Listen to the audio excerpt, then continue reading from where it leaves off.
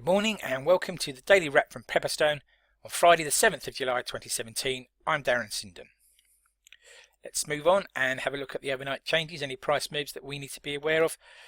And I really just want to focus on one thing today, and that's euro dollar.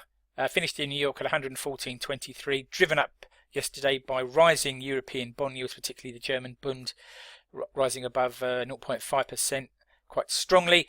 Will that trend continue is going to be the question for the balance of today. Here's a chart that looks at exactly that point: falling bond prices and rising yields in the Eurozone. Here we can see euro dollar on a tear again and rising again yesterday quite strongly, as the German Bund, this is the green line here, fell in price. These are Bund futures. Nonetheless, it exemplifies exactly what we're talking about. Will we see a continuance of that today and into next week remains to be seen. Okay, what's on the calendar? Let's have a look at any important events that may be occurring. Well, as you're probably aware, there are plenty. We start with a historic event at the G20, which we'll come to in a moment. But the main feature today are these items here. These are the non-farm payrolls, the unemployment situation in the US due out at 13:30 London time or 12:30 GMT. In terms of what we're looking for the headline rate for the non-farm payroll is 179k as the consensus versus 138,000 last time. Unemployment expected to remain unchanged at 4.3%. But that's not the only thing that we need to be aware of today. Governor Carney at the Bank of England is speaking later today, and his speech is banded either side by important data from Canada, unemployment there, labour participation, and also some key PMI data all to come this afternoon.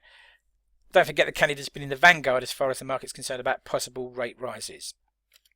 Okay, let's move on to breaking news and comment that's caught my eye overnight. Well, here we are, the first headline, hard to credit, but it's today we'll see the first historic meeting between Presidents Trump and Putin, and it will take place in Hamburg at the G20 meeting. WTI, that's US crude oil to you and me, fell back below $45 per barrel in Asian trade, as the US inventory data revealed rising US production. I think most people misread the numbers first thing.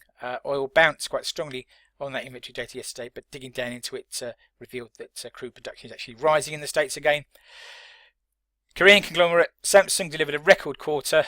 Operating profits hit $12 billion, and the company may eclipse Apple this quarter, says Bloomberg. And lastly, rather disturbingly perhaps, cyber attacks have targeted a US nuclear plant and other power assets in America, says the FT, quoting the FBI there. Staying with energy, I just thought we'd take a look at how the energy complex has fared this year. And apart from coal, which is actually up, all these other futures prices are down, and it's going to obviously have to take a significant catalyst to turn those round in the second half of 2017. Food for thought, something to take away with you into the weekend. Germany is the powerhouse of the Eurozone recovery, but to what degree does the ECB rely on its data to make the rate rise case? We've got German industrial production at 6 o'clock GMT today. That's this light blue line here.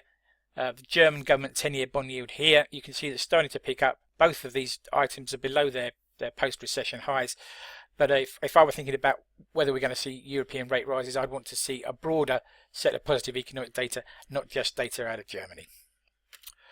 Okay, please take a moment to read this risk warning. Trading FX and CFDs on margin is a risky business. If you're in any doubt about what those risks are, please contact your Pepperstone account representative. Thank you for your time, and we look forward to speaking to you on Monday.